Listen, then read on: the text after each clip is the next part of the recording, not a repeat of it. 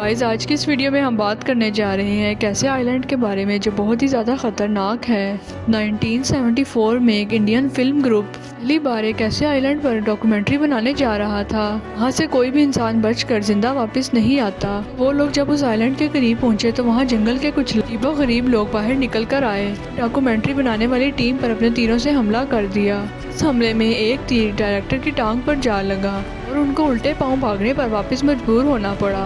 आखिर ये आइलैंड कौन सा है और इतनी एडवांस टेक्नोलॉजी होने के बावजूद कोई भी इंसान यहाँ क्यों नहीं जा पाता? जो भी इंसान इस बारे में सोचता है वो एक शदीद डिप्रेशन का शिकार हो जाता है। इंडिया के ईस्ट में तकरीबन 1400 किलोमीटर दूर अंडमान निकोबार आइलैंड मौजूद है। ये 572 छोटे छोटे आइलैंड्स का एक ग्रुप है जिनमें से सिर्फ 38 आइलैंड्स में ही लोग रहते हैं। अगर मैप में देखा जाए तो इन आइलैंड्स में पोर्ट ब्लेयर सबसे ज़्यादा आबादी वाला शहर है, जहाँ पर एक एयरपोर्ट भी मौजूद है। लेकिन हैरत वाली बात यह है, सिर्फ 50 किलोमीटर दूर ऐसा आइलैंड मौजूद है जहाँ पर रहने वाले लोगों ने अपनी एक अलग ही दुनिया बसा रखी है। लोगों ने इस पे एक दूसरे से मशवरे भी लिए लेकिन कुछ भी समझ ना आता। ये आइलैंड करीब 60 स्क्वायर किलोमीटर बड़ा है, जो पूरी तरह जंगलों से भरा हुआ है। इस वजह से किसी सैटेलाइट या ड्रोन का इस्तेमाल करके इसके अंदर देखा नहीं जा सकता। कैसे लोग रहते हैं और कैसे राज छुपे हुए हैं, ये आज तक कोई भी नहीं जान पाया। मैंने भी कोशिश की, वो अपने इस मिशन में नाकाम ही हुआ। वहाँ जाने की कई बार कोशिश की गई है लेकिन यहाँ के लोग किसी भी पहाड़ी इंसान को अपने आइलैंड पर बर्दाश्त नहीं करते।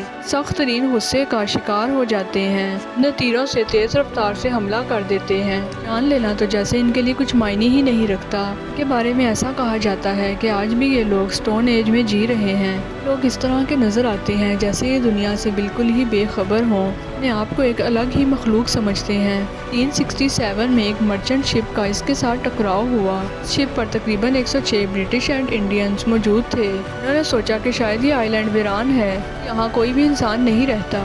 तो गुजरने के साथ साथ लोगों ने इस पे हर तरह से तफ्तीश की लेकिन कोई भी हल सामने ना आ सका। गलती से भी अगर कोई इंसान इस आइलैंड पर जाता तो जिंदा बचकर वापस ना आता। उस इंसान को आइलैंड के किनारे पर ही लटका देते।